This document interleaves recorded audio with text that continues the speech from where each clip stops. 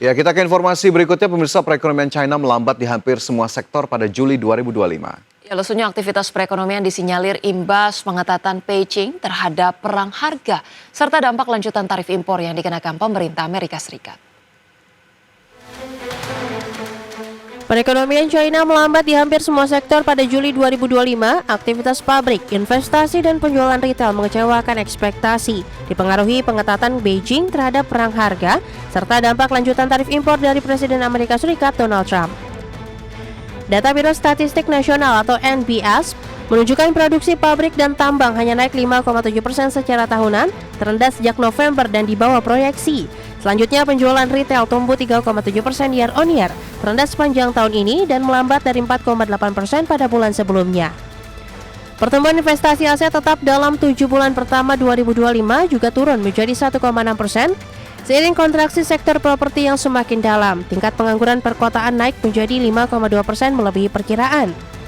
Adapun pelemahan tersebut terjadi setelah pertumbuhan kuat di awal tahun memberi ruang bagi Beijing untuk menahan stimulus tambahan.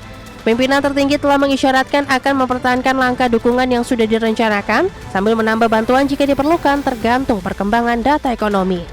Berbagai sumber, IDEX Channel. Highlights, pemirsa, pertemuan tingkat tinggi antara Presiden Amerika Serikat Donald Trump dan Presiden Rusia Vladimir Putin di Alaska pada akhir pekan lalu berakhir tanpa terobosan terkait konflik Ukraina. Ya, meski demikian, pemirsa, Trump menyebut pembicaraan antara dirinya dengan Putin berjalan produktif, sementara Putin mengusulkan pertemuan lanjutan di Moskow. Gedung Putih sebelumnya menurunkan ekspektasi atas pertemuan yang berlangsung di Alaska yang awalnya dipandang sebagai upaya untuk mendorong gencatan senjata antara Rusia dan Ukraina. Juru bicara Gedung Putih, Caroline Leavitt, menyebut pertemuan itu sebagai sesi mendengarkan bagi Presiden. Usai pertemuan, Trump menegaskan tidak ada yang benar-benar disepakati antara kedua belah pihak. Lebih lanjut, ia memastikan akan berkoordinasi dengan NATO dan Presiden Ukraina Volodymyr Zelensky untuk memberikan pembaruan terkait hasil pertemuan dengan Putin. There's no deal until there's a deal, but we had an extremely productive meeting and many points were agreed to. There are just a very few that are left. Some are not that significant. One is probably the most significant, but we have a very good chance of getting there. We didn't get there, but we have a very good chance of getting there. Produk domestik bruto Uni Eropa tumbuh 0,2% pada kuartal 2 2025 sejalan dengan estimasi awal. Pertumbuhan ini menunjukkan adanya perbaikan meski diwarnai perbedaan kinerja antar negara anggota.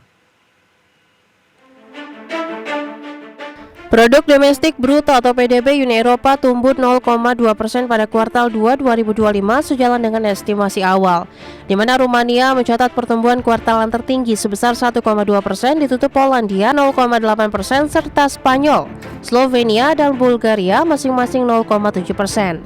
Sebaliknya, Irlandia justru mencatat kontraksi terbesar sebesar 1%, sementara Jerman dan Italia turun tipis 0,1%. Perbedaan capaian ini menegaskan ketimpangan kinerja ekonomi antar negara anggota UE.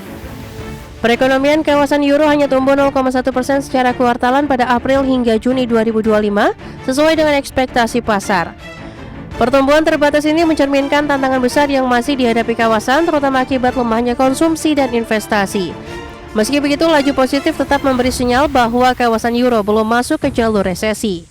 Lapangan kerja di kawasan Euro dan Uni Eropa naik 0,1% secara triwulanan pada kuartal 2 2025. Secara tahunan, pertumbuhan ketenagakerjaan mencapai 0,7%, menunjukkan daya tahan pasar tenaga kerja di tengah tekanan ekonomi. Adapun UE yang kini beranggotakan 27 negara masih mengandalkan kekuatan 3 ekonomi besar, yaitu Jerman, Prancis, dan Italia dalam menopang pertumbuhan regional. Berbagai sumber, IDEX Channel. Pemirsa, di tengah tekanan tarif impor Amerika Serikat, ekonomi Jepang tercatat tumbuh sebesar 1% pada kuartal 2 2025. Pertumbuhan ekonomi yang melampaui ekspektasi tersebut ditopang oleh investasi bisnis yang melonjak 1,3%, serta konsumsi rumah tangga yang naik tipis 0,2%. Pertumbuhan ekonomi Jepang mencapai 1% pada kuartal 2 2025 atau melampaui ekspektasi seiring dengan kuatnya permintaan domestik yang memberi angin segar bagi Perdana Menteri Shigeru Ishiba di tengah kebijakan tarif impor Amerika Serikat dan tekanan politik internal. Produk domestik bruto tercatat naik 1% secara year-on-year dalam periode April hingga Juni 2026. Sementara itu angka pertumbuhan pada kuartal sebelumnya direvisi menjadi tumbuh 0,6%. Pertumbuhan terutama ditopang investasi bisnis yang melonjak 1,3%, jauh di atas perkiraan 0,7%, serta konsumsi rumah tangga yang naik tipis 0,2%. Ekspor bersih menyumbang 0,3% terhadap pertumbuhan meski menghadapi tarif Amerika Serikat yang lebih tinggi. Ekspor bertahan dalam hitungan real berkat pemangkasan harga jual untuk mempertahankan pangsa pasar dan percepatan pengiriman sebelum tarif 10% dinaikkan menjadi 25%. Data PDB kuartal 2 2025 menjadi yang pertama mencerminkan dampak tarif timbal balik dan bea mobil yang diberlakukan Presiden Amerika Serikat Donald Trump mulai April. Selama periode tersebut, Jepang menghadapi tarif dasar 10% serta bea masuk 25% untuk mobil, sedangkan pajak 25% untuk baju Amerika Serikat yang diberlakukan Maret lalu digandakan pada awal Juni. Sementara itu pada awal Agustus, pemerintah memangkas proyeksi pertumbuhan real tahun fiskal berjalan menjadi 0,7% dari sebelumnya 1,2%. Sebagai akibat prospek ekonomi global yang memburuk imbas kebijakan perdagangan Trump. Berbagai sumber, IDX Channel. Pemirsa, terima kasih Anda masih bersama kami. WhatsApp menuding pemerintah Rusia berupaya untuk memblokir akses komunikasi aman jutaan warganya. Ya, tuduhan ini muncul setelah Moskow mulai membatasi panggilan di aplikasi pesan populer tersebut. Pemerintah Rusia dilaporkan mulai membatasi sebagian layanan panggilan WhatsApp yang dimiliki Meta Platform, di mana Moskow beralasan bahwa platform asing gagal berbagi informasi dengan penegak hukum terkait kasus penipuan dan terorisme. Meski begitu, layanan pesan teks dan pesan suara WhatsApp masih bisa digunakan pengguna di Rusia. Ketegangan dengan penyedia teknologi asing semakin meningkat sejak invasi Rusia ke Ukraina pada 2022. Sejumlah platform besar seperti Facebook dan Instagram sudah diblokir. YouTube diperlambat dan ratusan denda dijatuhkan kepada perusahaan asing yang tidak mematuhi aturan konten dan data di Rusia. WhatsApp menegaskan aplikasinya bersifat private dan terinskripsi ujung ke ujung serta menolak campur tangan pemerintah terhadap hak komunikasi warganya. Adapun WhatsApp menjadi aplikasi perpesanan paling populer di Rusia dengan hampir 97 juta pengguna bulanan per Juli 2025. Telegram berada di posisi kedua dengan lebih dari 90 juta pengguna, sedangkan VK Messenger yang dimiliki negara hanya menjangkau sekitar 17 juta orang. Layanan pemantauan daring melaporkan lonjakan keluhan pengguna terkait gangguan WhatsApp terutama di wilayah Krasnodar, Rusia Selatan. Berbagai sumber, IDX Channel.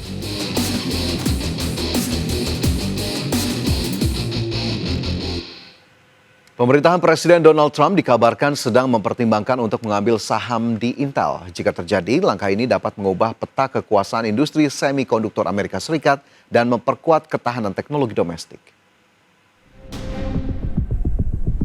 Pemerintahan Presiden Donald Trump sedang berdiskusi dengan Intel tentang setidaknya memiliki saham di perusahaan chip raksasa yang sedang tertekan.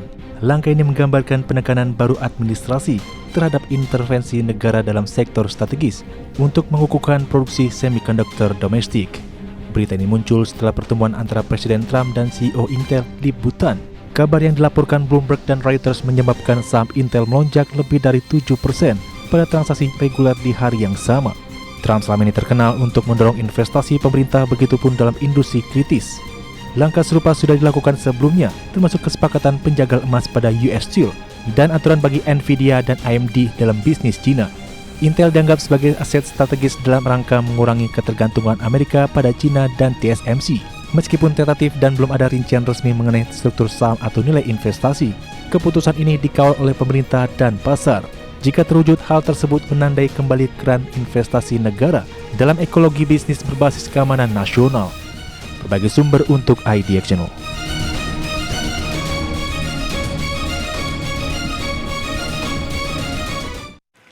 Pemirsa, Honhai Precision Industry Co. atau Foxconn membukukan rekor laba bersih pada kuartal 2 2025. Laba bersih perusahaan asal Taiwan itu tembus 1,5 miliar dolar Amerika atau sekitar 24 triliun rupiah, rekor tertinggi untuk periode tersebut.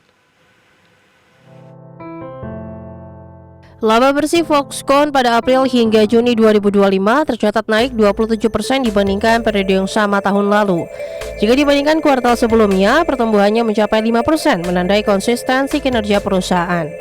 Rekor tersebut mempertegas posisi Foxconn sebagai pemain kunci dalam industri teknologi global. Lonjakan penjualan server kecerdasan buatan atau AI menjadi pendorong utama capaian positif ini. Penjualan Foxconn secara keseluruhan naik 16% secara tahunan dan 9% secara kuartalan pada kuartal 2. Penjualan server AI bahkan melonjak lebih dari 60% dibandingkan periode yang sama tahun lalu. Adapun Foxconn selama ini dikenal luas sebagai pemasok utama Apple, termasuk dalam produksi iPhone dan produk lainnya di China. Namun bisnis perusahaan Taiwan ini tak hanya terbatas pada Apple saja, Foxconn juga memproduksi peralatan AI dan bahkan tengah mengembangkan lini bisnis mobil listrik. Berbagai sumber, iDeck Channel.